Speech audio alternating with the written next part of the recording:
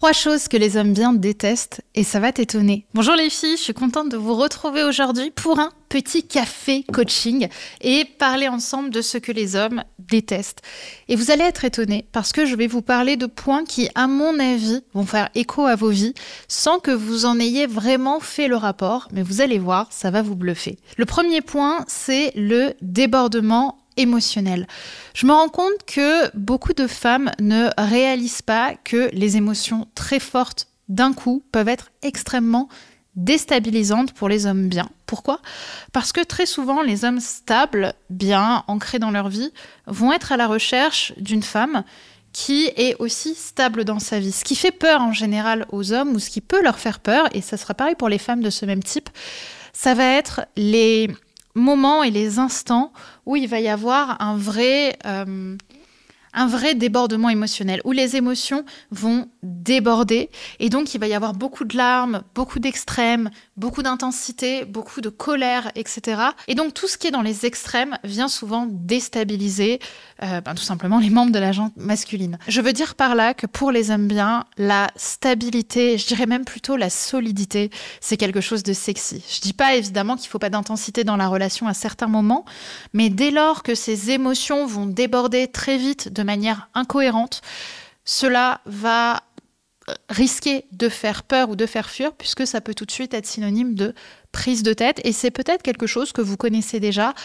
et parfois qu'on pense même sexy, parce qu'on pense que l'autre va venir nous sauver, que ça va être du coup hyper attirant, qu'on va vivre une histoire d'amour où l'autre va venir nous sauver, mais en réalité, ça fait surtout fuir. Mais par contre, ce qui est paradoxal, c'est que ça risque au contraire d'attirer les hommes plutôt intenses, plutôt problématiques, qui eux aussi vont se reconnaître dans ce type de schéma, et c'est là où derrière, ça peut être hyper destructeur pour vous deux. La deuxième chose qui va faire fuir en général les hommes bien, ça va être l'incohérence entre les paroles et les actes. Et ça, quand on le comprend, c'est game changer. C'est-à-dire que les hommes bien qui ont envie de se projeter dans une relation, ils ont envie de se projeter dans une relation avec quelqu'un qui va venir soutenir la relation et qui va pas devenir uniquement une charge mentale supplémentaire.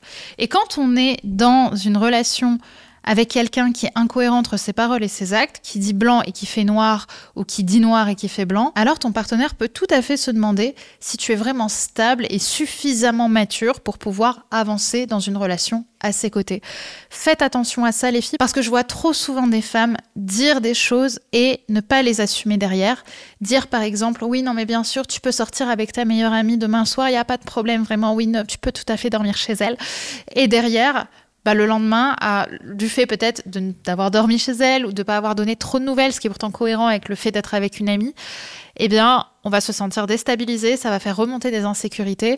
Et en fait, si dès le départ, on avait expliqué la situation, on n'aurait pas besoin de faire soit du passif-agressif, soit d'agresser l'autre quand il rentre. Parce que forcément, même si vous ne le montrez pas, votre insécurité va ressortir et l'autre va pouvoir le ressentir et ça peut en effet créer de l'angoisse chez votre partenaire. Et enfin, le troisième point dont je voulais vous parler, c'est de tester un homme sur sa fragilité. Je vous explique. Tu as 2 manières de tester un homme. Soit tu testes sa solidité, soit tu testes sa fragilité. Quand tu testes un homme sur sa solidité, tu vas le tester sur des sujets sur lesquels tu sais qu'il a en réalité les épaules, sur des sujets qu'il maîtrise.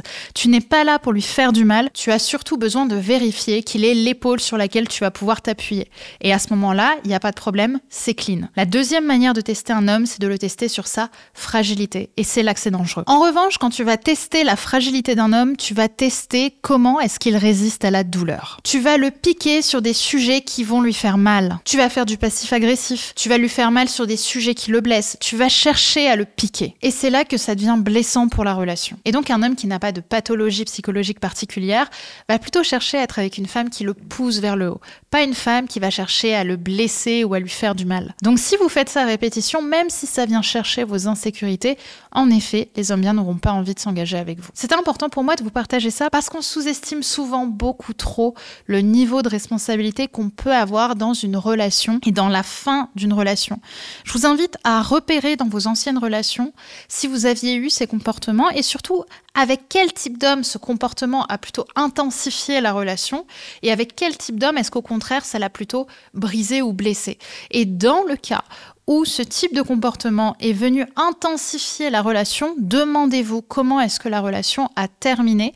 Et donc, si le genre d'homme vers lequel vous pouviez ou vous pouvez être attiré est cohérent avec vos désirs d'avenir solides et stables avec quelqu'un. Voilà ce que je voulais vous partager dans cette vidéo, les filles. J'espère que ça vous aura parlé, j'espère que ça vous aura aidé et inspiré sur ces sujets. Et donc, si vous avez envie en 2025 de rencontrer un homme bien et surtout de construire une belle histoire d'amour, je vous invite à vous inscrire à ma prochaine conférence en ligne, ma prochaine soirée en ligne où je vais vous offrir du contenu unique et privé qui aura lieu mardi prochain, qui sera sur le thème de attirer, séduire et garder l'homme de ta vie.